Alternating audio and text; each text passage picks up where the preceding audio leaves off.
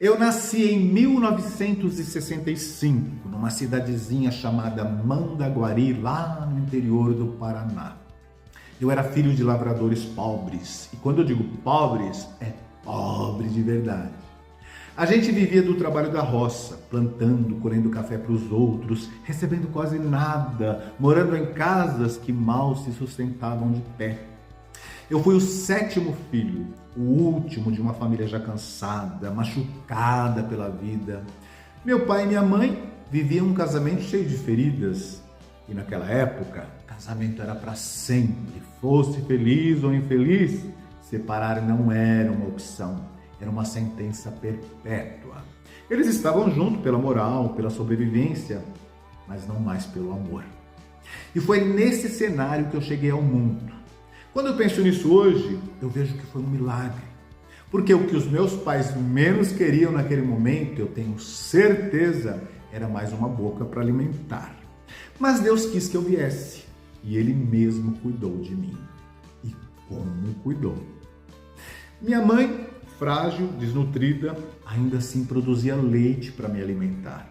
Era o corpo sofrido dela sustentando o milagre da minha vida.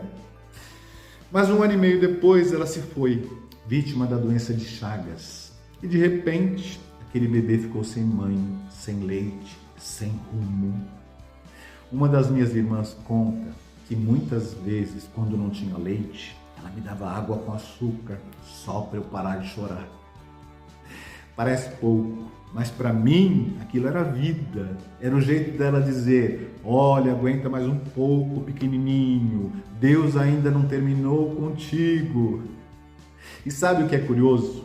Eu olho para tudo isso e eu não vejo tragédia. Eu vejo propósito. Vejo um Deus que escreve certo por linhas que a gente só entende quando olha para trás. Se a minha mãe tivesse morrido 2 anos antes, eu nem teria nascido. Mas ela resistiu o suficiente para me colocar no mundo para cumprir o tempo exato da minha chegada. E isso, para mim, é a expressão mais pura da graça divina. Eu não conto essa história para despertar pena, nem para medir sofrimentos. Eu conto para mostrar que a vida é um milagre constante, mesmo quando parece um erro de percurso. E que se você está vivo hoje, não importa o quanto o mundo tenha tentado te derrubar, é porque Deus ainda tem um plano com você. Às vezes, a gente nasce no improvável, mas é justamente ali que Deus mostra o impossível acontecendo.